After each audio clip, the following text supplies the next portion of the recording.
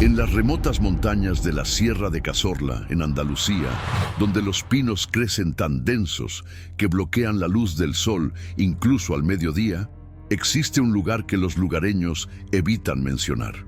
Valle Sombrío, en 1903, era una comunidad de apenas 250 almas, sobreviviendo de la extracción de aceite de oliva y la ganadería. Era un lugar donde los secretos podían enterrarse tan profundamente como las raíces de los olivos centenarios. La leyenda que estoy a punto de contar nació en estas tierras ásperas, donde el aislamiento transformó a personas ordinarias en algo muy diferente. Es una de las historias más perturbadoras que he escuchado sobre los límites de la naturaleza humana, sobre cuán lejos puede llegar una familia para proteger sus secretos más oscuros. En una propiedad aislada a 18 kilómetros del pueblo más cercano, dos hermanos gemelos tomaron una decisión que conmocionaría a cualquier persona civilizada. Pero lo que se descubrió años después, oculto en los rincones oscuros de su casa y en las bodegas subterráneas de su cortijo, revelaría que algunos horrores son mucho peores de lo que alguien podría imaginar. Dime en los comentarios desde dónde estás viendo. Y si esta es tu primera vez en el canal, suscríbete para no perderte historias como esta. Necesitarás valor para lo que viene a continuación. La propiedad de los Mendoza se encontraba al final de un camino de tierra que serpenteaba durante kilómetros a través del denso bosque mediterráneo y campos de olivos abandonados. Don Teodoro Mendoza había comprado estas tierras en 1880, cuando aún era joven y ambicioso, soñando con construir un imperio olivarero. La casa principal, una sólida estructura de 2 pisos hecha de piedra local y madera de castaño, se erguía en el centro de una propiedad de 150 hectáreas. Teodoro era conocido en la región como un hombre trabajador, pero intensamente reservado. Su esposa había muerto durante el parto de los gemelos en 1879, dejándolo criar solo a Catalina y Sebastián. Los vecinos más cercanos vivían a 5 kilómetros de distancia, y aún así, rara vez veían a la familia Mendoza en el pueblo. La familia se sostenía principalmente de la producción de aceite de oliva que Teodoro había establecido en la propiedad, vendiendo aceite para cocina e iluminación en la región. Catalina y Sebastián crecieron prácticamente aislados del mundo exterior. Eran niños pálidos, con cabello negro azabache y penetrantes ojos oscuros que parecían reflejar las sombras del cortijo. Desde temprana edad, demostraron una conexión inusual que incomodaba a cualquier visitante. Frecuentemente terminaban las frases del otro y parecían tener un entendimiento mutuo que prescindía de palabras. Los gemelos pasaban horas explorando las antiguas bodegas subterráneas juntos, desapareciendo en la oscuridad durante tardes enteras. El aislamiento de la familia se intensificó después de un incidente en 1891, cuando Catalina tenía 12 años. Durante una de sus raras visitas al pueblo, había sido ridiculizada por otros niños debido a su extrema palidez y comportamiento retraído. Teodoro, furioso por el trato dado a su hija, decidió que la familia no necesitaba a la sociedad externa. Desde ese momento, las visitas al pueblo se volvieron aún más esporádicas. Cuando cumplieron 20 años en 1899, Teodoro comenzó a notar comportamientos que lo inquietaban. Los gemelos pasaban horas encerrados en el ático y a veces los encontraba sentados en absoluto silencio en la oscuridad de las bodegas subterráneas, solo mirándose el uno al otro. Habían desarrollado el hábito de comunicarse a través de miradas y gestos sutiles, un lenguaje silencioso que excluía completamente a Teodoro de las conversaciones. La situación se volvió aún más extraña cuando Teodoro descubrió que los gemelos habían comenzado a dormir en la misma habitación. Cuando fue cuestionado, simplemente respondieron que era natural, que la oscuridad de las bodegas les había enseñado a no temer la cercanía. Teodoro, un hombre simple y religioso, sintió que algo andaba mal, pero no sabía cómo abordar la situación. Durante este periodo, Teodoro notó que los gemelos habían comenzado a estudiar libros dejados por su abuelo paterno, un hombre que había sido considerado excéntrico por la comunidad. La biblioteca incluía textos sobre linajes de sangre, algunos tratados antiguos sobre pureza familiar e incluso algunos diarios sobre cría de ganado que discutían conceptos básicos de herencia. En el invierno de 1899, las fuertes nevadas aislaron completamente la propiedad durante casi 4 meses. Durante este periodo, los gemelos se volvieron aún más cercanos, pasando días enteros juntos en las bodegas sin incluirlo en sus actividades. Habían establecido su propia rutina que parecía excluir deliberadamente cualquier interferencia externa. Cuando llegó la primavera y los caminos se volvieron transitables nuevamente, Teodoro bajó al pueblo para comprar suministros. Fue entonces cuando el tendero local le preguntó sobre los preparativos de boda de los que había oído hablar. Teodoro estaba confundido. No había preparativos de boda en absoluto, pero cuando presionó al comerciante para obtener detalles, descubrió que Catalina había estado en el pueblo unas semanas antes, comprando encaje blanco y hablando sobre una ceremonia que tendría lugar dentro de la familia. El tendero naturalmente asumió que se estaba preparando para casarse con algún joven de la región. Teodoro se dio cuenta de que los gemelos habían hecho este viaje sin su conocimiento, aprovechando un día en que él estaba trabajando en el olivar.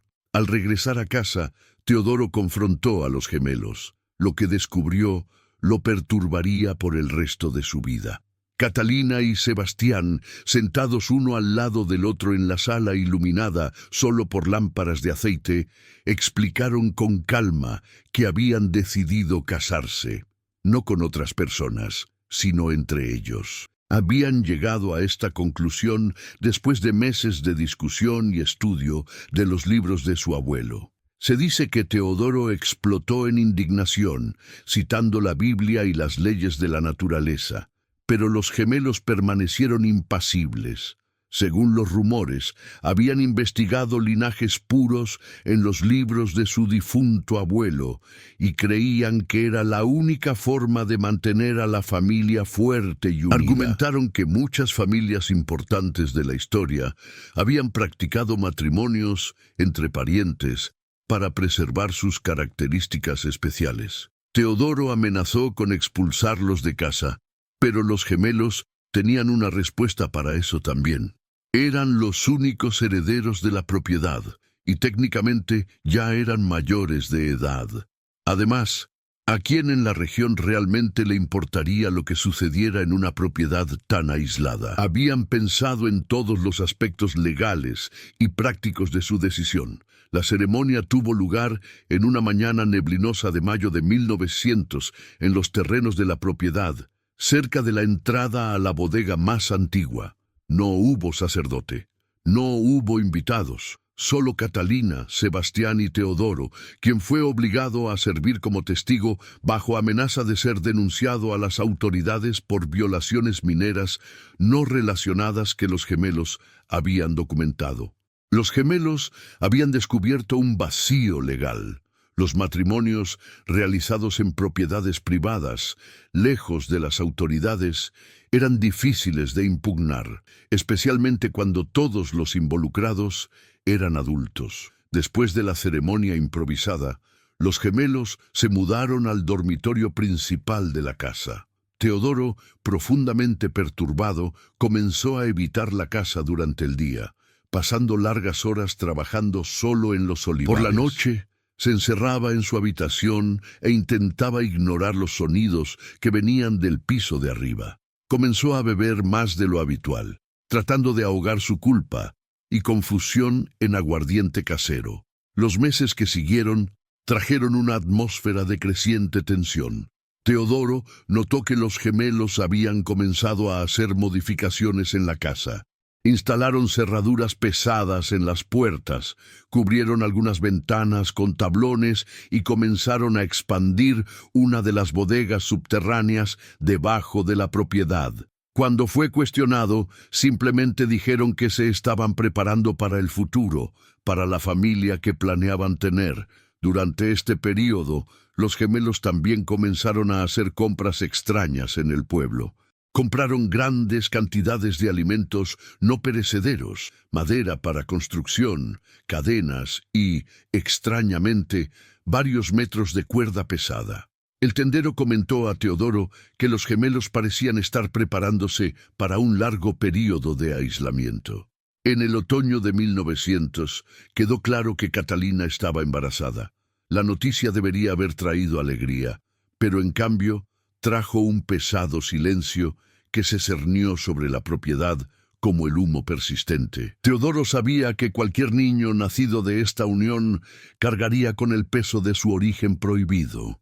Durante el embarazo, los gemelos se volvieron aún más reservados. Rara vez salían de la casa y cuando lo hacían, siempre era juntos, caminando por los límites de la propiedad en silencio, ocasionalmente desapareciendo en las bodegas subterráneas durante horas. Teodoro comenzó a notar que susurraban constantemente entre ellos, como si siempre estuvieran planeando algo. El primer niño nació en una noche fría de marzo de 1901. Teodoro fue despertado por los gritos de Catalina, pero cuando intentó ayudar, Sebastián le impidió entrar a la habitación. Los gritos duraron horas, seguidos de un silencio que fue aún más perturbador que los llantos del parto. Cuando finalmente se le permitió ver al niño, Teodoro entendió por qué los gemelos habían sido tan reservados. El bebé, una niña, tenía deformidades visibles, dedos palmeados en ambas manos y un cráneo de forma inusual que parecía ligeramente aplanado en un lado. Sus ojos no se alineaban correctamente, dándole una apariencia extraña y desenfocada. Pero lo que más le impactó fue la reacción de los padres. En lugar de tristeza o preocupación, parecían satisfechos, casi fascinados por las características inusuales del niño. Se dice que Catalina murmuró algo sobre que la niña era perfecta, exactamente como esperaban. Sebastián solo sonrió, una sonrisa que Teodoro nunca olvidaría, fría, calculadora, como si todo estuviera sucediendo exactamente según lo planeado. En los meses siguientes, Teodoro rara vez veía al bebé, a quien los gemelos mantenían constantemente en su habitación o en lo profundo de la casa. Cuando preguntaba sobre la salud del niño, recibía respuestas evasivas y miradas que lo hacían sentir como un intruso en su propia casa. El segundo embarazo llegó rápidamente, solo 9 meses después del primer nacimiento. Esta vez, Teodoro notó que los gemelos parecían aún más ansiosos, constantemente susurrando entre ellos y haciendo anotaciones en un diario de cuero que siempre mantenían oculto. Durante este segundo embarazo sucedió algo extraño. Teodoro comenzó a escuchar sonidos provenientes de los niveles inferiores de la casa y de la entrada a las bodegas durante la noche. No solo ruidos domésticos normales, sino algo que sonaba como un niño llorando, resonando a través de los pasajes subterráneos. Cuando lo mencionó a los gemelos, simplemente explicaron que era solo el viento moviéndose a través de las bodegas, que estos viejos pasajes hacen ruidos extraños. El segundo bebé nació en noviembre de 1901 durante una ventisca temprana que aisló completamente la propiedad. Esta vez, Teodoro ni siquiera fue informado sobre el trabajo de parto hasta que todo terminó. Cuando finalmente vio al niño, un niño, se sorprendió al descubrir que parecía completamente normal. Sin deformidades visibles, solo un bebé de aspecto saludable. Pero había algo inquietante en cómo los gemelos reaccionaron a este niño normal.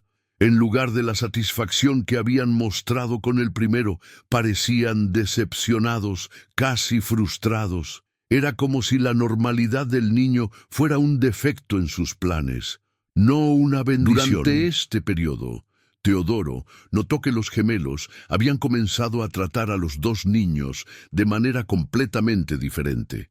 La primera, con sus deformidades, recibía atención constante y cuidado meticuloso.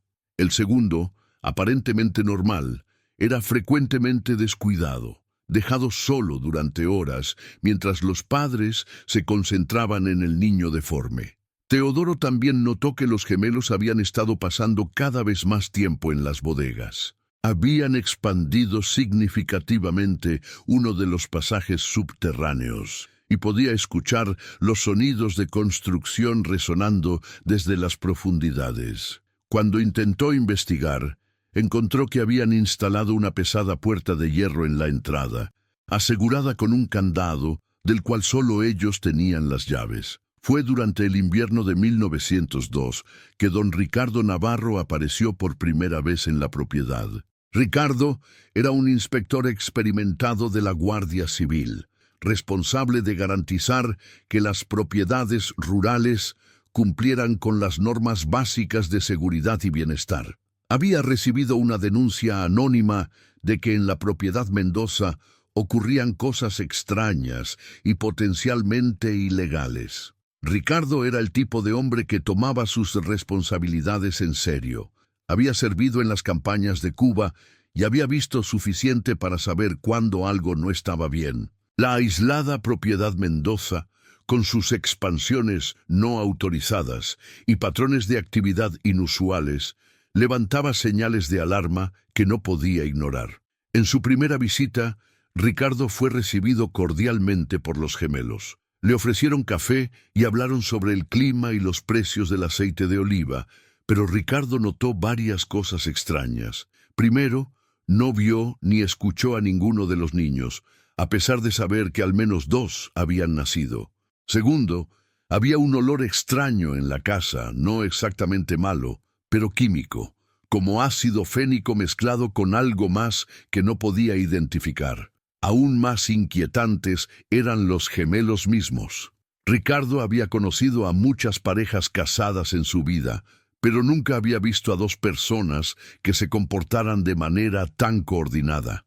Frecuentemente hablaban casi simultáneamente, como si compartieran los mismos pensamientos, y cuando uno se movía, el otro parecía ajustarse automáticamente. Durante la visita, Ricardo también notó que la casa había sido significativamente modificada. Varias ventanas habían sido cubiertas con tablones, se habían instalado nuevas cerraduras de trabajo pesado en las puertas interiores, y había evidencia de trabajo de excavación reciente cerca de la entrada a las bodegas. Cuando preguntó sobre las modificaciones, los gemelos explicaron que estaban mejorando la seguridad y expandiendo su operación de almacenamiento. Ricardo pidió inspeccionar las bodegas subterráneas, lo cual estaba dentro de su autoridad como inspector. Los gemelos intercambiaron una larga mirada antes de que Sebastián aceptara mostrarle el pasaje principal. Pero mientras caminaban hacia la entrada de las bodegas, Ricardo escuchó algo que lo hizo detenerse. El sonido inconfundible de un niño llorando, amortiguado y distante, que parecía venir de las profundidades subterráneas. Cuando Ricardo mencionó que había escuchado a un niño llorar desde las bodegas, la reacción de los gemelos fue inmediata y perturbadora. El comportamiento amistoso desapareció de sus rostros simultáneamente, y por un momento Ricardo vio algo en sus ojos que lo hizo instintivamente dar un paso atrás. Explicaron fríamente que debió haber escuchado ratas, que estas viejas bodegas resuenan extrañamente, haciendo que los sonidos ordinarios parezcan otra cosa. Ricardo insistió en inspeccionar los pasajes subterráneos, pero cuando llegaron a la entrada, Sebastián afirmó que había olvidado la llave de la nueva puerta y necesitaba recuperarla de la casa. Mientras Sebastián regresaba, Catalina se colocó entre Ricardo y la entrada a las bodegas, su lenguaje corporal dejando claro que no debía intentar proceder sin permiso. Cuando Sebastián regresó, abrió el candado, pero explicó que el pasaje se había vuelto inestable más adentro y sería peligroso aventurarse lejos. Ricardo, lo suficientemente experimentado como para reconocer cuando alguien estaba ocultando algo, Tomó nota de la situación, pero decidió no presionar más en esta visita. Regresaría con la autoridad adecuada y respaldo. Ricardo dejó la propiedad ese día con la sensación de que había tropezado con algo mucho más grande que simples irregularidades administrativas. Había visto lo suficiente de la vida para reconocer cuando algo estaba fundamentalmente mal, y todo sobre los gemelos Mendoza gritaba peligro. En las semanas que siguieron, Ricardo no pudo sacarse la visita de la mente. Comenzó a hacer preguntas discretas en el pueblo sobre la familia Mendoza. Lo que descubrió solo aumentó su preocupación. Nadie había visto a los hijos de los gemelos. El doctor Manuel Ortiz, cuando fue cuestionado, se puso visiblemente incómodo y rápidamente cambió de tema. Ricardo también descubrió que los gemelos habían hecho varias compras inusuales en los últimos meses. Grandes cantidades de cal, madera para construcción subterránea y, extrañamente, varios juegos de cadenas de hierro típicamente usadas para asegurar herramientas. El tendero mencionó que siempre pagaban en efectivo y parecían ansiosos por completar sus transacciones rápidamente. Durante este periodo, Ricardo comenzó a observar la propiedad desde la distancia durante sus rondas de inspección en el área. Notó patrones extraños de actividad, luces moviéndose cerca de la entrada a las bodegas a horas inusuales, 2, 0 o 3 de la madrugada, humos saliendo de la chimenea incluso durante el clima templado, y ocasionalmente figuras moviéndose alrededor del patio durante las horas previas al amanecer. La curiosidad de Ricardo se convirtió en sospecha, y la sospecha en determinación. Decidió que necesitaba descubrir qué estaba sucediendo realmente en la propiedad Mendoza. Como inspector experimentado, sabía cómo moverse silenciosamente, cómo observar sin ser visto. Durante este período, Catalina quedó embarazada por tercera vez a principios de 1902. Los gemelos se volvieron aún más reservados, haciendo viajes frecuentes al pueblo para comprar suministros que ocultaban en carros cubiertos antes de que alguien pudiera examinarlos de cerca. Teodoro notó que habían estado pasando más tiempo en las bodegas subterráneas expandidas y los sonidos que venían de las profundidades se volvieron más frecuentes y perturbadores.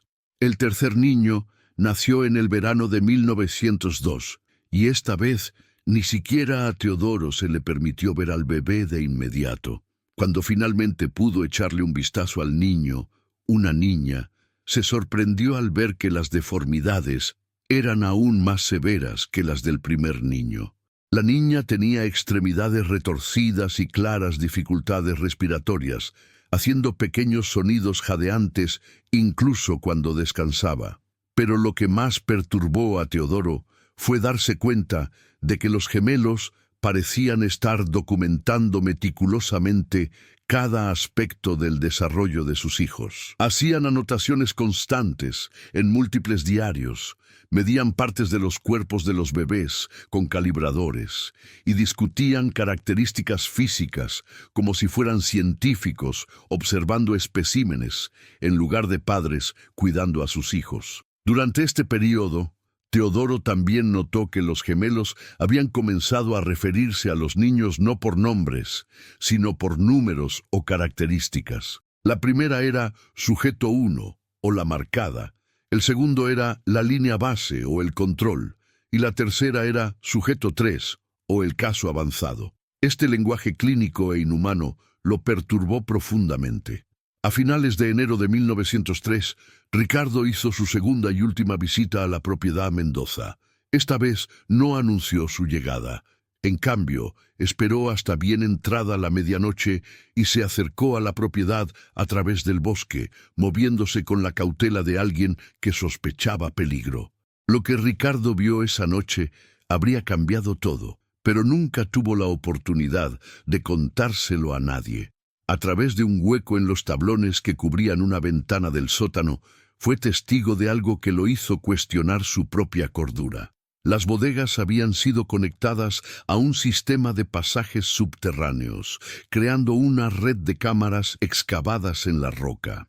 A la luz parpadeante de las lámparas, Ricardo pudo ver que varias cámaras habían sido talladas, cada una sellada con pesadas puertas de madera equipadas con barras de hierro. A través de los huecos en estas puertas, Ricardo pudo ver pequeñas formas moviéndose, niños mantenidos en estas celdas subterráneas como animales. Observó cómo los gemelos se movían entre las cámaras, llevando cubos de comida y agua, revisando a sus cautivos con la eficiencia desapegada de granjeros cuidando ganado. Pero Ricardo Navarro nunca dejó esa propiedad de nuevo. Su ausencia fue notada 2 días después cuando no presentó sus informes semanales. Se organizó una búsqueda, pero nunca encontraron ni a Ricardo ni ninguna pista sobre qué le había pasado.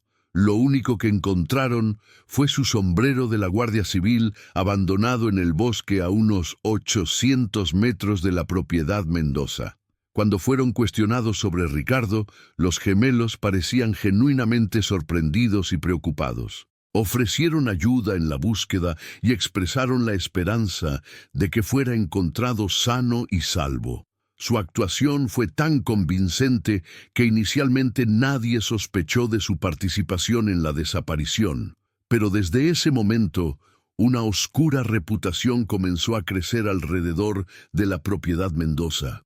La gente comenzó a susurrar que la familia protegía sus secretos letalmente, que cualquiera que se acercara demasiado simplemente desaparecía. La desaparición de Ricardo Navarro creó una atmósfera de miedo silencioso que se extendió por la comunidad de Valle Sombrío como el humo de un fuego. La gente comenzó a evitar no solo la propiedad Mendoza, sino toda el área alrededor de ella. Campesinos experimentados que una vez trabajaban libremente en esas montañas comenzaron a hacer desvíos de kilómetros para evitar esa región. En los meses siguientes a la desaparición de Ricardo, los gemelos se volvieron aún más aislados y reservados. Teodoro notó que habían estado haciendo modificaciones más extensas a la red subterránea. Escuchaba sonidos de excavación provenientes de las profundidades de las bodegas durante la noche, el golpeteo rítmico de picos contra piedra. Pero cuando intentó investigar, encontró múltiples pasajes bloqueados con nuevas puertas de hierro. Durante este período, le sucedió algo inquietante a Teodoro. Comenzó a tener pesadillas constantes sobre sonidos provenientes del subsuelo, no solo niños llorando, sino ruidos que no podía identificar, sonidos que parecían una mezcla de gemidos, rasguños y algo que se asemejaba a cadenas siendo arrastradas por pasajes de piedra. Cuando se despertaba con sudor frío e intentaba investigar, siempre encontraba la casa en total silencio, con la puerta del dormitorio de los gemelos cerrada desde el interior. Teodoro también comenzó a notar que su propia salud se estaba deteriorando. Estaba constantemente perdiendo peso. Desarrolló una tos persistente que empeoraba con el estrés, y tenía dificultad para concentrarse incluso en tareas básicas. Los trabajadores ocasionales que contrataba para ayudar con la cosecha de aceitunas comentaban que parecía atormentado, siempre mirando por encima del hombro como si esperara ver algo terrible. Algunos se negaban a trabajar en la propiedad después de un solo día, afirmando que escuchaban sonidos extraños resonando desde las profundidades de las bodegas. El cuarto embarazo de Catalina ocurrió a finales de 1902, y esta vez Teodoro notó que los gemelos parecían especialmente ansiosos. Pasaban horas susurrando entre ellos a la luz de las lámparas, haciendo anotaciones en sus diarios y haciendo viajes frecuentes al pueblo para comprar suministros misteriosos, instrumentos médicos, grandes cantidades de láudano y más cadenas. El doctor Ortiz, quien había evitado la propiedad desde la desaparición de Ricardo, comenzó a recibir informes inquietantes de personas que pasaban cerca del área. Un transportista de aceite afirmaba haber escuchado múltiples voces de niños provenientes de la propiedad durante una entrega temprano en la mañana, algunas llorando, otras haciendo sonidos que describió como no del todo correctos, no del todo humanos. Otro informe vino de un calderero ambulante que se había perdido durante una tormenta y buscó refugio cerca de la propiedad.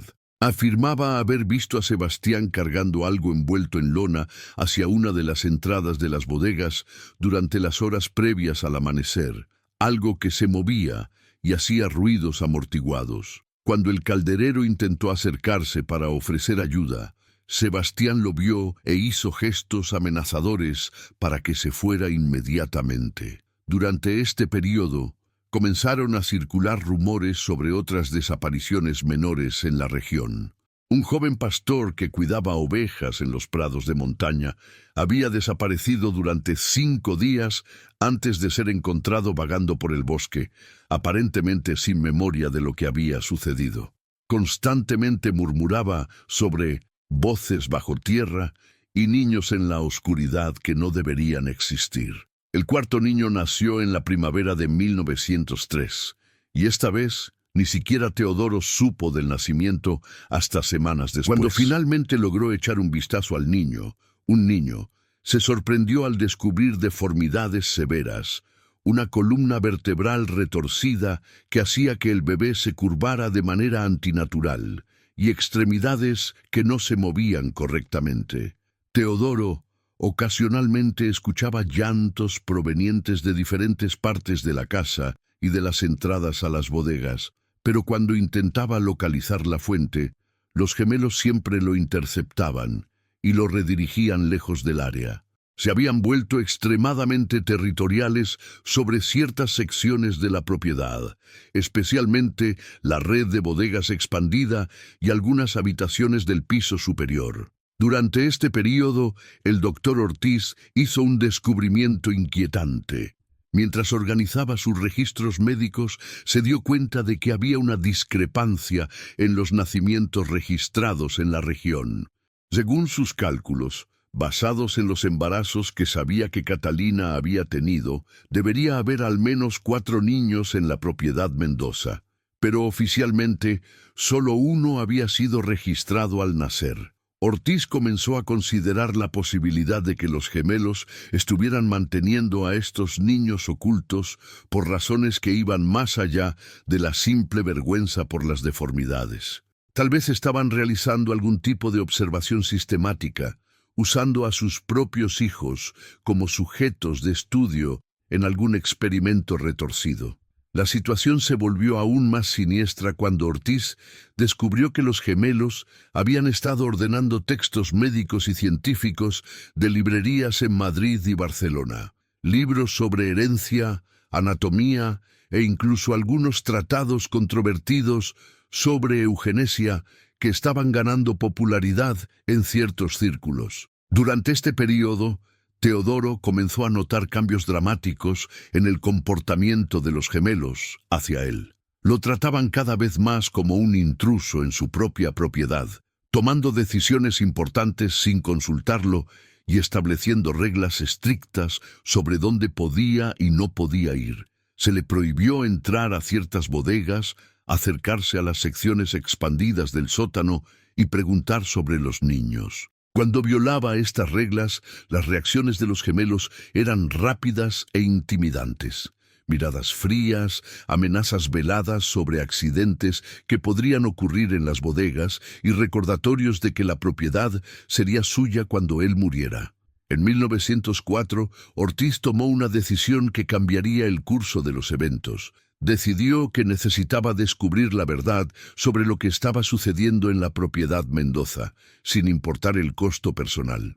Comenzó a planear una investigación discreta, usando su posición como el único médico en la región para justificar una verificación de bienestar médico.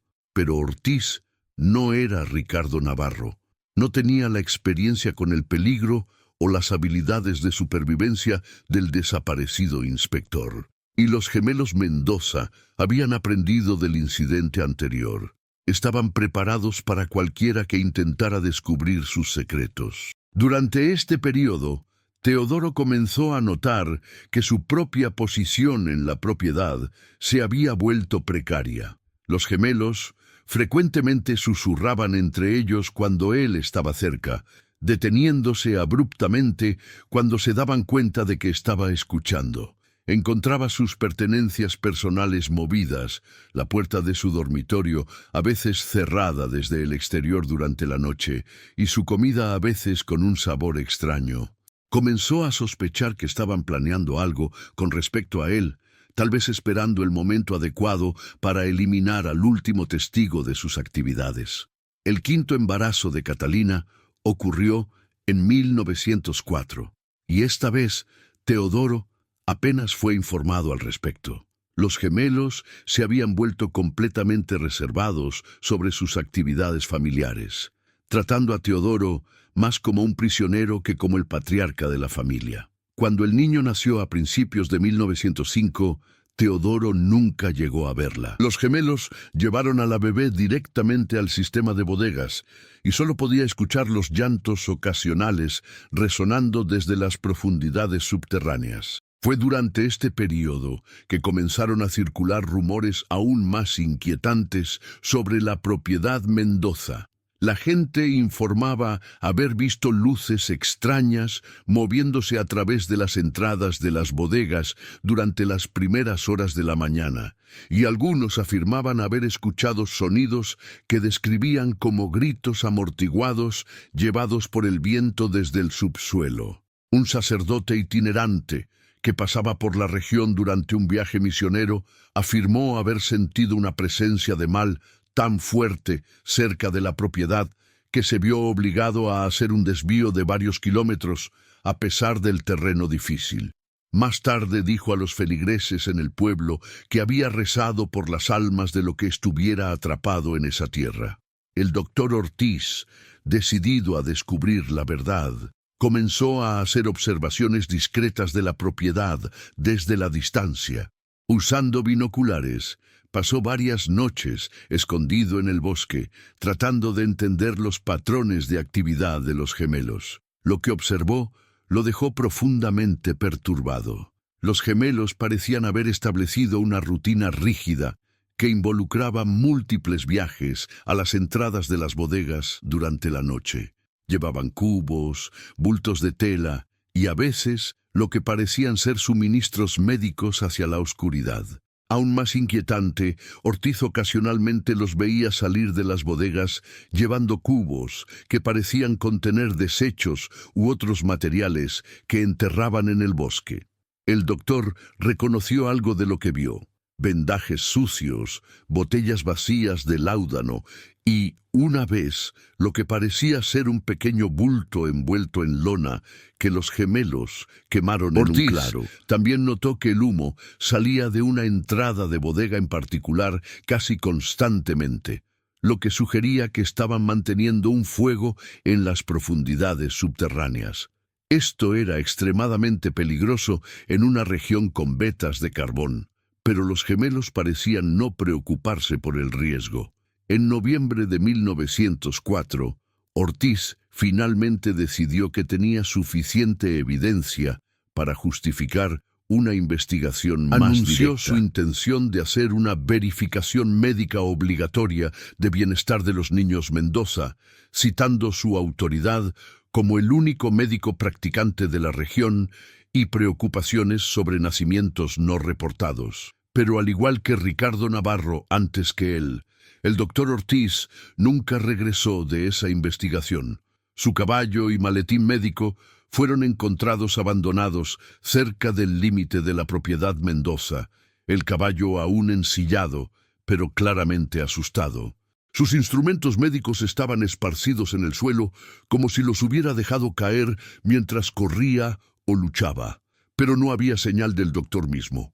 Cuando fueron cuestionados sobre la desaparición de Ortiz, los gemelos demostraron la misma sorpresa convincente que habían mostrado con Ricardo. Ofrecieron ayudar a buscar en las bodegas, afirmando que podría haber caído en una entrada de bodegas sin marcar, un peligro común en la región. Incluso organizaron una búsqueda de los pasajes accesibles, aparentando estar genuinamente preocupados. Pero aquellos que participaron en la búsqueda notaron que ciertos pasajes todavía estaban cerrados, con los gemelos afirmando que eran demasiado inestables para entrar de manera segura. Con la desaparición de Ortiz, la leyenda oscura alrededor de la propiedad Mendoza se solidificó en algo que se acercaba al pavor sobrenatural. 2 personas habían desaparecido después de investigar a la familia, y ahora nadie se atrevía a acercarse a la propiedad.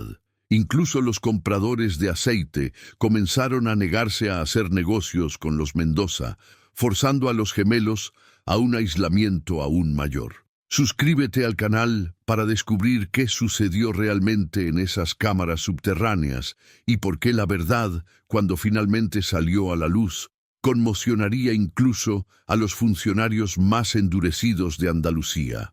El capitán Alfonso Ruiz, de la Guardia Civil, había evitado la propiedad Mendoza durante 8 años. Como la mayoría de la gente en Valle Sombrío, había escuchado los rumores, sentido el miedo instintivo que rodeaba a esa familia, y decidió que algunas piedras era mejor dejarlas sin mover. Pero en 1906 no tuvo más remedio. La presión había comenzado a principios del año, cuando familias de otras provincias comenzaron a hacer preguntas sobre parientes desaparecidos que habían pasado por la región. Ricardo Navarro no había sido el único. En los últimos 6 años, al menos 4 personas más habían desaparecido cerca de la propiedad Mendoza. Un comprador de aceite, un agrimensor del Estado, el doctor Ortiz y, más recientemente, un monje franciscano. El gobernador de la provincia en Jaén había comenzado a recibir cartas de familias preocupadas, y Ruiz sabía que su propia posición como capitán estaba en riesgo si no tomaba medidas. Además, la comunidad local se estaba volviendo cada vez más inquieta.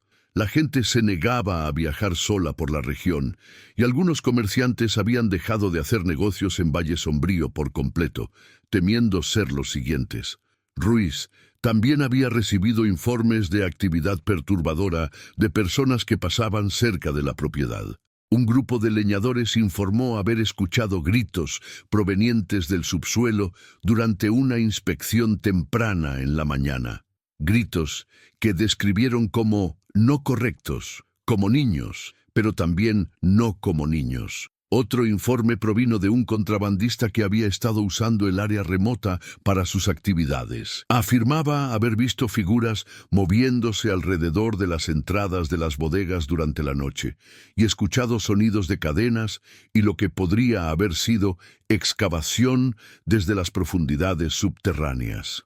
En febrero de 1906, Ruiz finalmente reunió suficiente valor para obtener una orden de registro, alegando sospecha de actividad criminal relacionada con las desapariciones. Sabía que necesitaba evidencia concreta para justificar la invasión de propiedad privada, pero las múltiples desapariciones proporcionaban una base legal suficiente. En la mañana del 12 de febrero de 1906, Ruiz cabalgó hacia la propiedad Mendoza, acompañado por 3 guardias civiles y un fiscal del condado. Era una mañana fría y neblinosa, y la propiedad parecía aún más siniestra de lo que había imaginado. La casa, que una vez había estado bien mantenida, ahora mostraba signos de deterioro. Las ventanas estaban tapiadas, el patio estaba cubierto de maleza, y había un olor penetrante de azufre y algo más, algo orgánico y desagradable. Lo que más impresionó a Ruiz fue el silencio absoluto que rodeaba la propiedad. No había pájaros cantando, no había insectos zumbando, e incluso el viento parecía evitar esa área. Era como si la naturaleza misma hubiera decidido mantener su distancia de lo que estaba sucediendo en ese lugar. Los gemelos recibieron al grupo en el porche delantero. A los 27 años, Catalina y Sebastián aún mantenían su apariencia juvenil, pero había algo diferente en ellos. Sus ojos tenían una cualidad vidriosa, casi fanática, y su piel era inusualmente pálida, como si no hubieran visto la luz del sol en meses. Ruiz notó que parecían haber anticipado la visita, como si hubieran estado preparándose para este momento. Cuando Ruiz presentó la orden, los gemelos no mostraron sorpresa ni indignación. En cambio, simplemente se miraron y sonrieron, una sonrisa idéntica que hizo que Ruiz sintiera un escalofrío a pesar del aire tibio. Se dice que Sebastián declaró con calma que habían estado esperando esta visita durante mucho tiempo y que el capitán finalmente entendería su importante trabajo. La búsqueda comenzó en el piso principal de la casa. Ruiz inmediatamente notó las extensas modificaciones que se habían hecho a lo largo de los años. Las puertas interiores habían sido reforzadas con barras de hierro. Las ventanas no solo estaban tapiadas, sino con rejas desde el interior, y había candados pesados en prácticamente cada habitación. La casa parecía más una fortaleza o prisión que una residencia familiar. En el piso superior, Ruiz encontró evidencia de la vida familiar de los gemelos. Había un dormitorio principal donde claramente dormían juntos y varias habitaciones más pequeñas que parecían haber sido usadas como cuartos de niños en algún momento.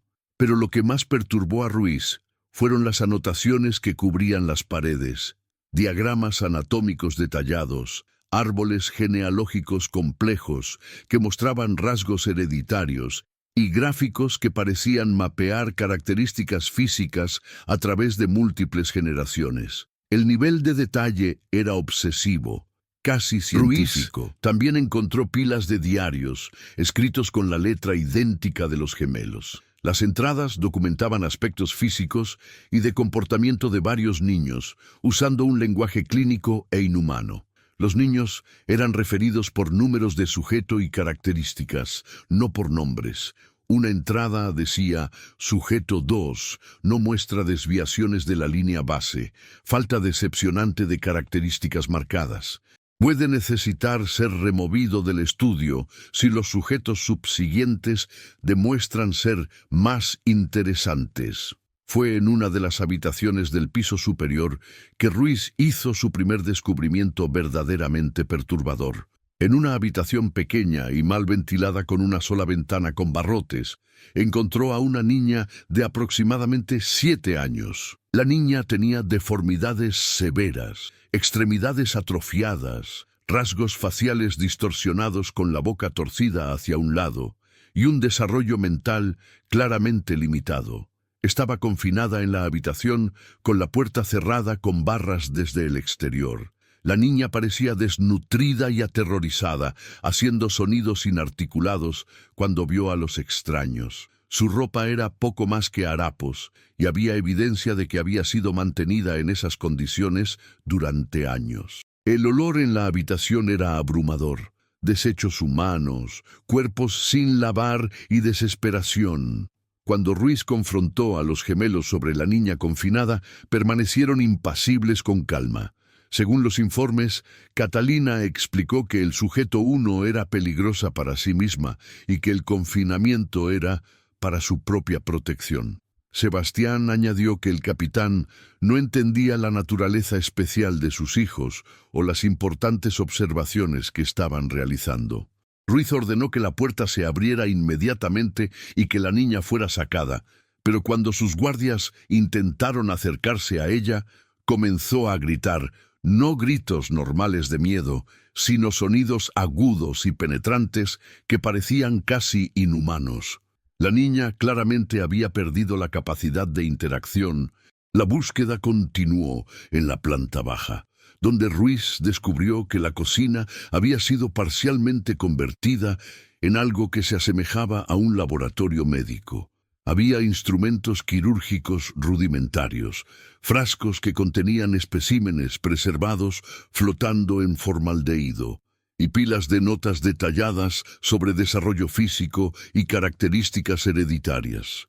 Pero fue cuando Ruiz se preparó para descender al sistema de bodegas que descubrió la verdadera magnitud del horror que había estado creciendo en la propiedad Mendoza durante casi una década. La entrada a la bodega principal había sido modificada con una pesada puerta de hierro y múltiples candados. Los gemelos inicialmente se negaron a proporcionar las llaves, afirmando que los pasajes eran inestables y peligrosos. Pero cuando Ruiz amenazó con derribar la puerta, Sebastián produjo a regañadientes un aro de llaves.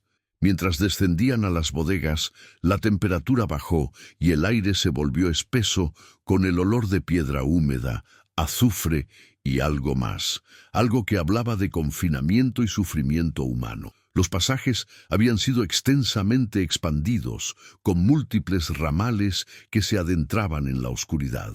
Ruiz y sus guardias llevaban lámparas de aceite, y a su luz parpadeante podían ver que las bodegas habían sido transformadas en algo de pesadilla. Los pasajes naturales de piedra habían sido excavados y expandidos en una red de cámaras, cada una sellada con pesadas puertas de madera equipadas con barras de hierro. En la primera cámara, Ruiz encontró a un niño de aproximadamente 6 años. Físicamente, el niño parecía relativamente normal, pero cuando Ruiz intentó hablar con él, quedó claro que había un deterioro mental severo. El niño solo miraba fijamente, haciendo movimientos repetitivos con sus manos, balanceándose de un lado a otro continuamente. La cámara apenas medía 2 metros cuadrados, sin muebles excepto un montón de paja en la esquina y un cubo para desechos. Las paredes mostraban marcas de arañazos donde el niño aparentemente había tratado de abrirse camino hacia afuera. La segunda cámara contenía a una niña de unos 5 años, con deformidades físicas similares a la niña del piso superior. Estaba en peor condición, desnutrida hasta el punto en que sus huesos eran visibles a través de su piel, con llagas abiertas en sus muñecas y tobillos donde las ataduras habían cortado su carne. Cuando vio a Ruiz y a los guardias, trató de esconderse en la esquina más oscura de la cámara, gimiendo como un animal herido. El olor en la cámara era nauseabundo, desechos humanos, infección y el polvo de piedra que lo cubría todo. La tercera cámara estaba vacía, pero había clara evidencia de ocupación reciente. El suelo estaba cubierto con paja sucia. Había cuerdas atadas a la pared y un olor nauseabundo que Ruiz reconoció de sus años en la guerra. El olor de la muerte y la descomposición. En la pared, alguien había arañado marcas, cientos de ellas, como si estuviera contando días o tratando de mantener la cordura en la oscuridad. Fue en la cuarta cámara, más profunda en el sistema de bodegas, que Ruiz hizo el descubrimiento que lo atormentaría por el resto de su vida. En la esquina más oscura, parcialmente oculto bajo un montón de lona manchada, encontró los restos mortales de un niño pequeño. El cuerpo estaba en un estado avanzado de descomposición, pero aún era posible ver que el niño había muerto en condiciones terribles. Había evidencia de que el niño había tratado desesperadamente de escapar. Las uñas estaban rotas y ensangrentadas, y había arañazos desesperados en las paredes de madera. El cuerpo estaba en posición fetal, como si el niño hubiera muerto tratando de protegerse, tratando de desaparecer en la oscuridad que había sido todo su mundo. Cuando Ruiz confrontó a los gemelos sobre el cuerpo, no negaron su existencia. En cambio, según los informes, Sebastián explicó con calma que no todos los especímenes sobreviven el proceso de observación. Catalina añadió que la muerte era parte de la progresión natural de su estudio, al igual que la vida y el desarrollo. Fue entonces cuando Ruiz se dio cuenta de la verdadera naturaleza de lo que había estado sucediendo en la propiedad Mendoza. No era simplemente un caso de negligencia infantil o incluso abuso. Los gemelos habían estado realizando observaciones deliberadas en sus propios hijos, tratándolos como especímenes de laboratorio en lugar de seres humanos. La exploración del sistema de bodegas continuó, revelando más horrores con cada pasaje. En total, Ruiz descubrió 7 cámaras subterráneas, cada una celda de sufrimiento. Pero quizás lo más perturbador fue una cámara más grande que había sido configurada como una combinación de cuartos de vivienda y sala de observación para los gemelos mismos. Esta cámara contenía un escritorio cubierto con diarios, gráficos que mapeaban características físicas a través de múltiples sujetos, dibujos anatómicos detallados e incluso mediciones crudas tomadas con calibradores y reglas. En las paredes había más árboles genealógicos, mostrando cómo habían predicho qué rasgos se manifestarían en cada niño basándose en su unión incestuosa. Las notas que Ruiz encontró en esta cámara confirmaron sus peores sospechas. Los gemelos habían estado documentando meticulosamente el desarrollo de cada niño desde el nacimiento, registrando deformidades, midiendo capacidades mentales e incluso probando diferentes formas de confinamiento y privación para observar los efectos. Una entrada de diario particularmente perturbadora describía cómo habían probado el umbral de dolor y el instinto de supervivencia de uno de los niños, privándolo de comida durante períodos específicos. Otra entrada documentaba cómo diferentes tipos de aislamiento afectaban el comportamiento y el estado mental. Los gemelos, incluso, habían creado un sistema de clasificación para sus hijos. Aquellos con deformidades visibles eran especímenes marcados y recibían más atención. Aquellos que parecían normales eran considerados controles de línea base y a menudo tratados peor, ya que se consideraban menos interesantes para la observación.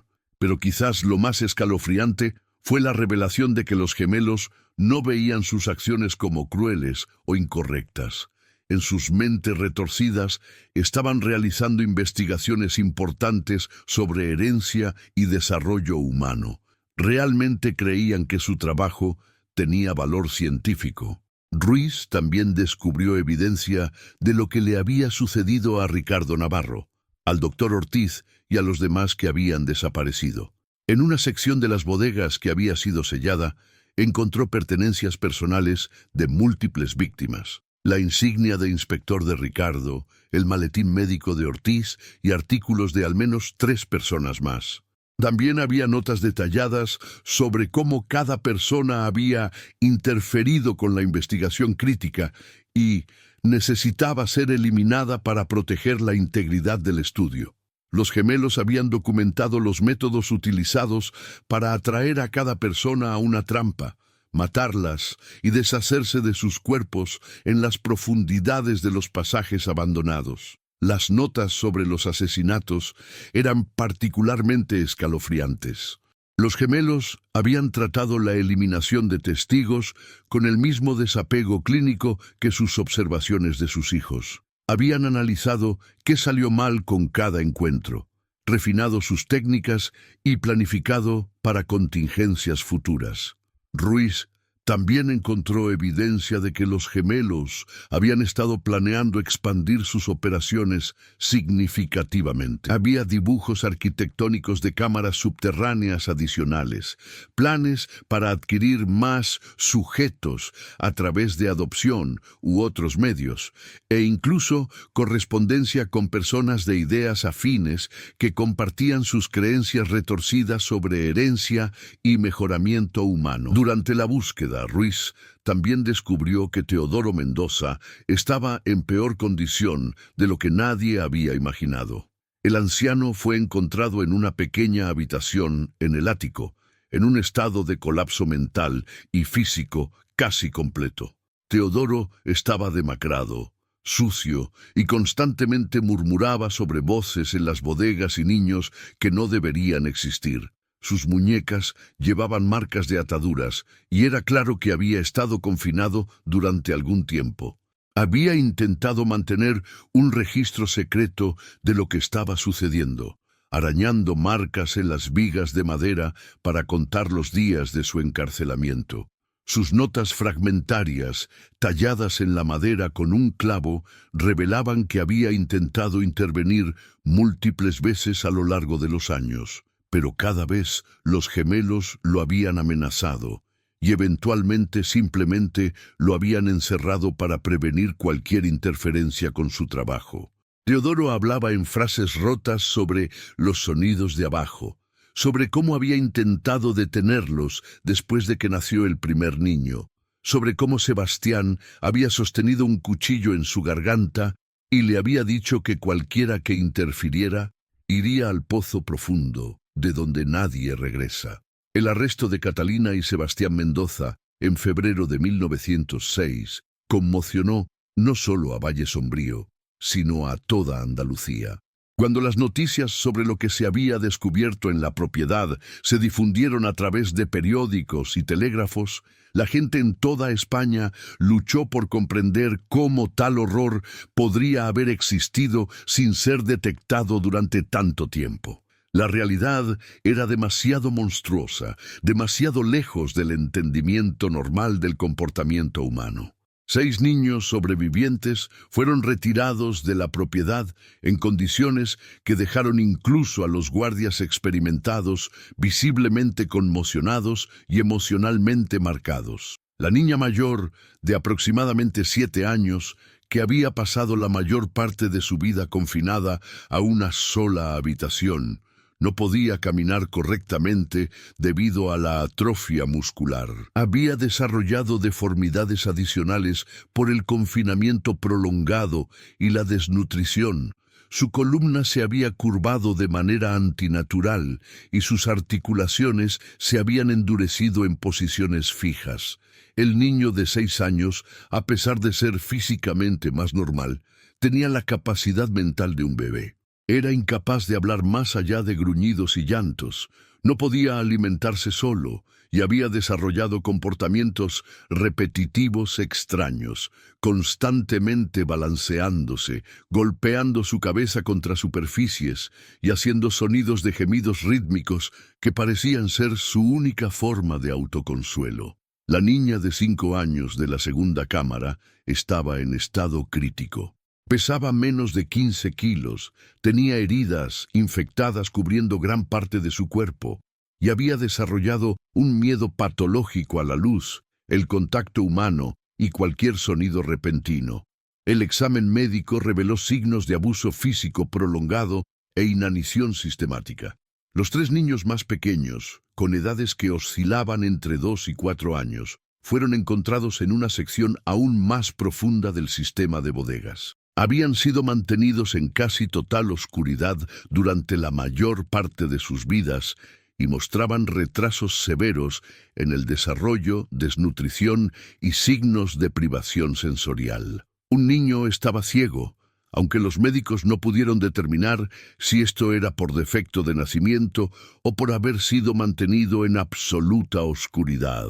Otro no podía pararse sobre sus propias piernas, nunca habiendo tenido la oportunidad de desarrollar los músculos necesarios para caminar. El tercero parecía incapaz de procesar el concepto de otros humanos, tratando a todos con iguales medidas de terror e incomprensión. Un equipo de médicos y enfermeras fue traído de Madrid para examinar a los niños. El médico principal, el doctor Antonio Fernández, describió sus condiciones como los casos más severos de crueldad humana deliberada que he presenciado en 30 años de práctica médica. Estimó que los niños habían sido sometidos a privación y abusos sistemáticos, esencialmente desde el nacimiento. Lo que hizo su situación aún más trágica fue su comportamiento. Parecían incapaces de formar conexiones emocionales normales con los cuidadores. Reaccionaban a los intentos de amabilidad con miedo o agresión, incapaces de comprender que los humanos podían ser algo más que fuentes de dolor y confinamiento. Los niños también habían sido condicionados a través de años de entrenamiento cruel. Cuando escuchaban ciertos sonidos, el raspado de metal sobre piedra, pasos pesados, el traqueteo de cadenas, automáticamente asumirían posiciones sumisas, acurrucándose en bolas o presionándose contra las paredes. Durante los interrogatorios que siguieron, Catalina y Sebastián mantuvieron la misma calma perturbadora que habían demostrado durante la búsqueda. No negaron ninguna de las acusaciones contra ellos, no mostraron remordimiento y parecían genuinamente desconcertados por la indignación que sus acciones habían provocado. Según los registros detallados del interrogatorio, Sebastián explicó que habían estado realizando un estudio a largo plazo sobre los efectos de la consanguinidad en la herencia humana. Realmente creía que las deformidades y discapacidades de sus hijos proporcionaban datos científicos valiosos sobre cómo las características genéticas se transmitían a través de uniones incestuosas. Hablaba de sus hijos no como un padre, sino como un investigador discutiendo animales de laboratorio. Usaba términos como desarrollo de especímenes, expresión hereditaria y ambientes de observación controlados. Cuando se le preguntó si sentía alguna culpa por el sufrimiento que había causado, Sebastián pareció confundido por la pregunta, afirmando que el apego emocional comprometería la integridad de la investigación. Catalina, en sus interrogatorios, describió las condiciones de confinamiento como ambientes controlados necesarios para una observación precisa. Había mantenido registros meticulosos del desarrollo de cada niño, incluyendo sus respuestas a varias formas de privación, su tolerancia al aislamiento y la progresión de su deterioro físico y mental. Explicó que había querido documentar el espectro completo de resultados de la reproducción consanguínea, lo que requería mantener a los sujetos en condiciones donde las variables pudieran ser controladas. La comida, la luz, el contacto humano y la estimulación se medían y ajustaban cuidadosamente para observar los efectos. Cuando los fiscales expresaron horror por su trato a sus propios hijos, Catalina supuestamente declaró que los sentimientos personales interferirían con la objetividad científica y que había trascendido las limitaciones de la emoción materna convencional al servicio de un conocimiento mayor. Durante los interrogatorios, también se reveló que los gemelos habían estado planeando su experimento durante años antes incluso de concebir a su primer hijo. Habían estudiado teorías controvertidas sobre eugenesia y herencia, se habían correspondido con otros que tenían creencias similares, e incluso habían visitado instituciones para discapacitados mentales para observar sujetos para su investigación. Los gemelos también habían documentado sus asesinatos con un detalle escalofriante. Describieron cómo habían atraído a Ricardo Navarro a las bodegas, afirmando que habían encontrado una veta de mineral inusual. Luego lo habían emboscado en la oscuridad. Su cuerpo había sido arrojado a un pozo abandonado y sellado con derrumbe. El doctor Ortiz había sido asesinado cuando insistió en examinar a los niños. Sebastián lo había golpeado por detrás con un pico y habían dispuesto de su cuerpo en el mismo pozo que el de Navarro. Las otras víctimas habían enfrentado destinos similares, todos meticulosamente documentados en los diarios de los gemelos como eliminaciones necesarias de variables que amenazaban la integridad de la investigación. El juicio de Catalina y Sebastián Mendoza se convirtió en uno de los casos criminales más sensacionales de la historia de España. La gente viajó desde toda Andalucía para asistir, llenando el Tribunal de Jaén hasta su capacidad máxima cada día. Los periódicos enviaron reporteros desde lugares tan lejanos como Madrid y Barcelona para cubrir lo que llamaron el horror de Valle Sombrío, o Los gemelos del diablo de Andalucía. El caso capturó la imaginación pública de una manera que pocos procedimientos criminales habían logrado antes. La Fiscalía presentó evidencia abrumadora de los crímenes de los gemelos. Presentaron los diarios que documentaban años de abuso y experimentación. Presentaron testimonios de los médicos que habían examinado a los niños sobrevivientes. Mostraron fotografías de las cámaras subterráneas y las condiciones en las que los niños habían sido mantenidos. Lo más condenatorio fueron las propias palabras de los gemelos. La fiscalía leyó extensamente de sus diarios, dejando que Sebastián y Catalina se condenaran a sí mismos a través de sus propias descripciones clínicas de torturar y asesinar a sus propios hijos. La defensa intentó argumentar que los gemelos eran mentalmente incompetentes, víctimas de endogamia ellos mismos que no podían ser considerados completamente responsables de sus acciones. Trajeron expertos que testificaron sobre los efectos del aislamiento extremo en el desarrollo mental y el daño psicológico que podría resultar de su crianza inusual. Argumentaron que la decisión de Teodoro Mendoza de aislar a sus hijos después de la muerte de su esposa había creado las condiciones para esta tragedia, que Sebastián y Catalina nunca habían aprendido empatía humana normal o límites morales porque habían sido criados sin socialización adecuada. Pero los fiscales demolieron esta defensa demostrando que las acciones de los gemelos habían sido deliberadas, planificadas y ejecutadas con precisión durante casi una década.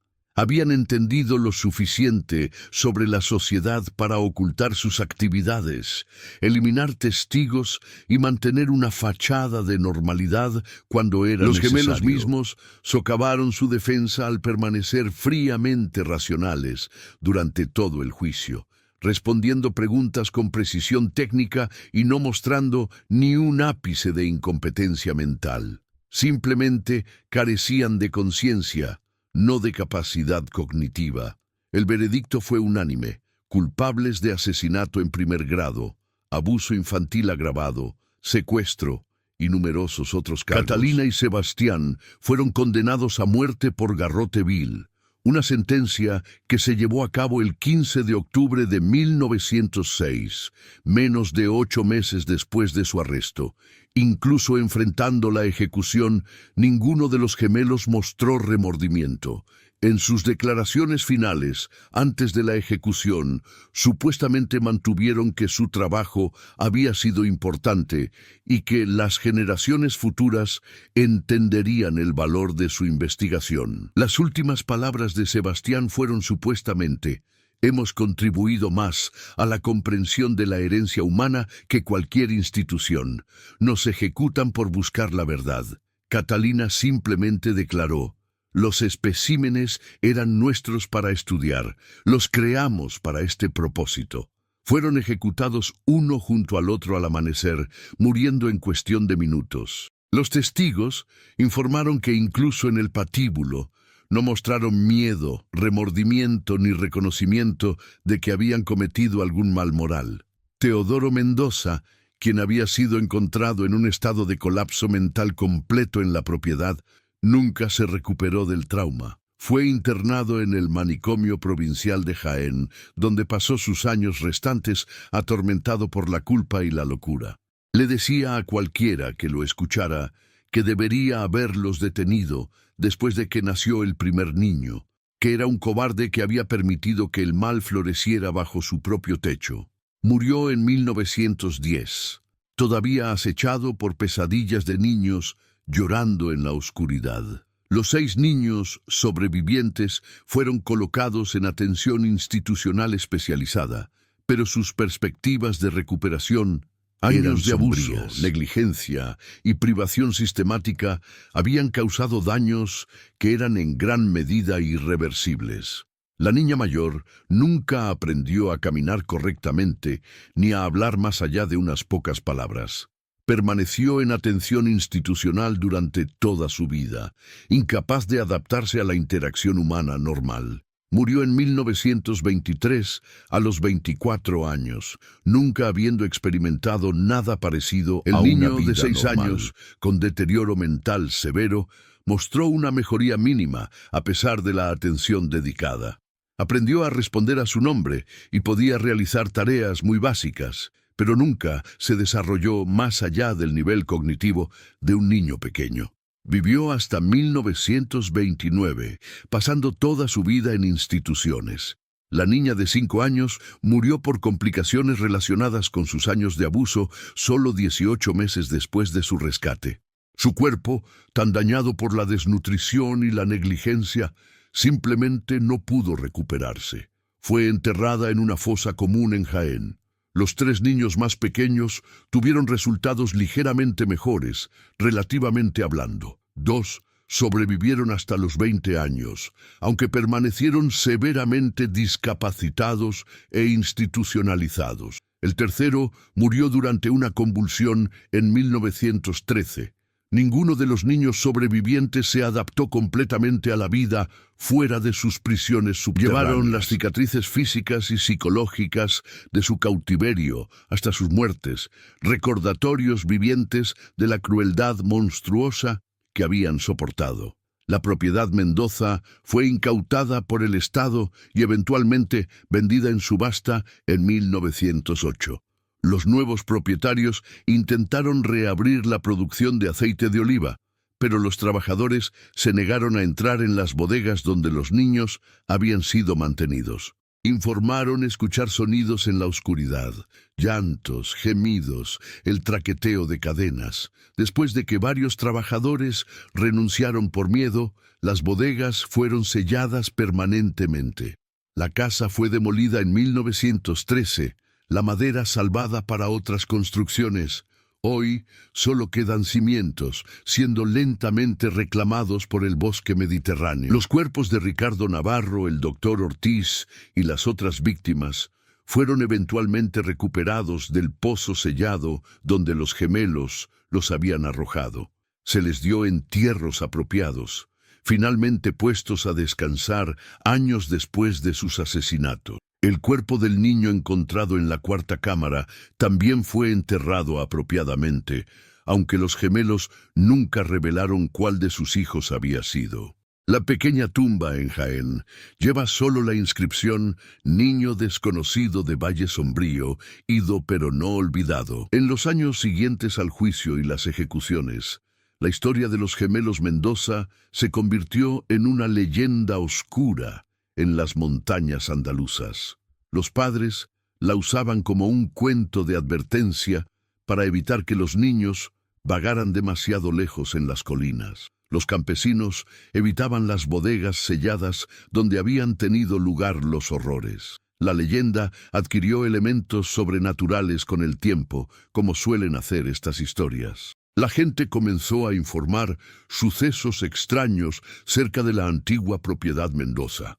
Los cazadores afirmaban escuchar voces de niños llevadas por el viento, llorando desde el subsuelo. Los excursionistas informaban sentimientos de terror abrumador al pasar por el área. Algunos lugareños susurraban que en las noches más tranquilas aún se podían escuchar ecos de lo que sucedió en esas cámaras subterráneas. El raspar de cadenas, el sonido de pequeñas manos arañando contra la piedra y los gritos desesperados de niños que no habían conocido nada más que oscuridad y sufrimiento. El bosque alrededor de la antigua propiedad creció de maneras extrañas. Los árboles se retorcían y anudaban, sus raíces evitando los lugares donde habían estado la casa y las entradas a las bodegas, como si la tierra misma recordara el mal que se había perpetrado allí.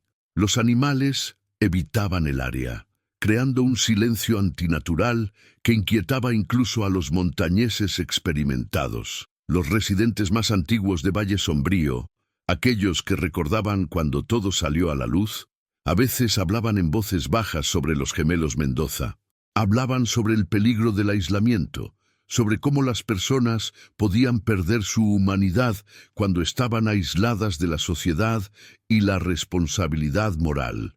Algunos discutían las señales de advertencia que habían sido ignoradas, las compras extrañas, las desapariciones inexplicables, los sonidos que la gente había escuchado pero explicado.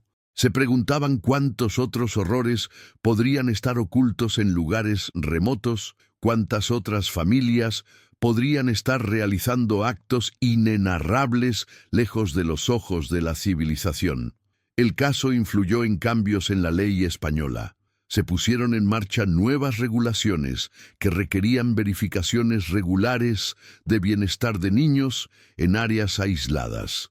Las propiedades rurales quedaron bajo mayor escrutinio. Y hubo una mayor conciencia de los peligros del aislamiento extremo y la importancia de la supervisión comunitaria.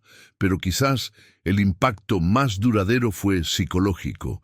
El caso Mendoza obligó a las personas a confrontar una verdad incómoda, que los horrores más profundos no provienen de monstruos o fuerzas sobrenaturales, sino de seres humanos que han perdido o nunca desarrollaron empatía básica y comprensión moral. Catalina y Sebastián Mendoza habían sido inteligentes, organizados y capaces. No habían actuado por impulso o en momentos de ira.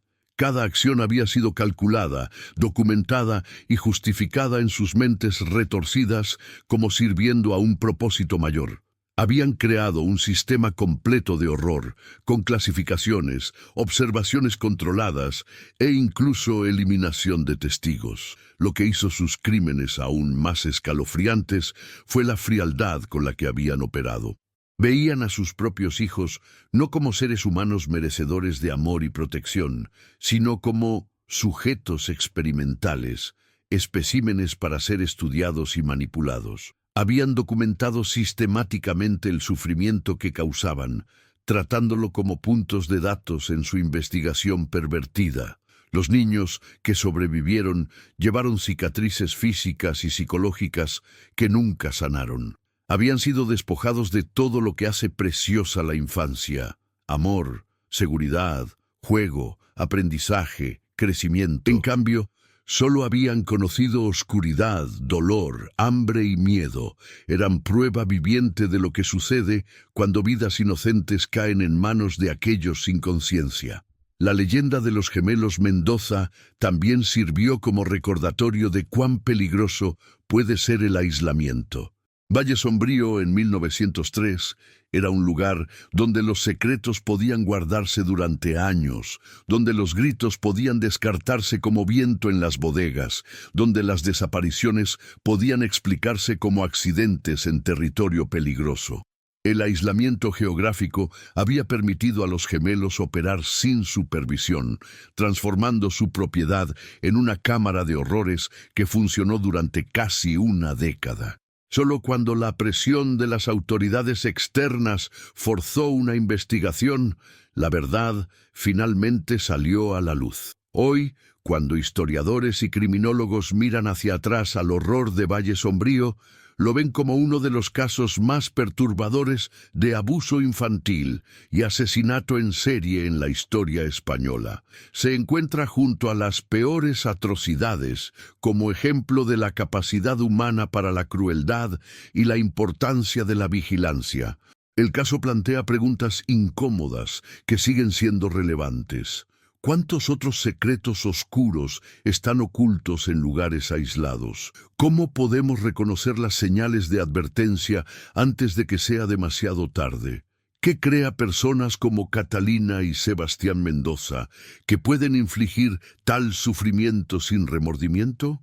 No hay respuestas fáciles a estas preguntas. Pero la leyenda sirve como una advertencia eterna de que debemos estar vigilantes, que debemos cuestionar cuando algo parece mal y que nunca debemos asumir que la civilización y la moralidad están garantizadas. A veces, los monstruos más peligrosos son aquellos que se esconden detrás de fachadas de normalidad, realizando sus horrores en silencio, lejos de los ojos de la sociedad.